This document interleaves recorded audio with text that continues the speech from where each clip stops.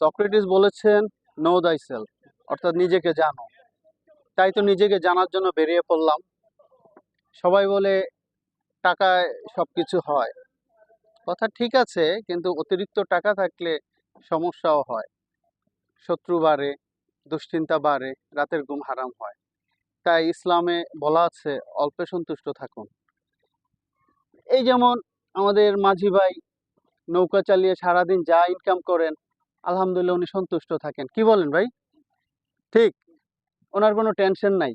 উনি মাশাল্লাহ যাই আয় করেন পরিবার পরিজন নিয়ে ভালো আছেন না? আলহামদুলিল্লাহ। তাহলে আমরা কেন সবাই টাকার পিছে এত ছুটি, এত পারাপারি মারামারি কেন?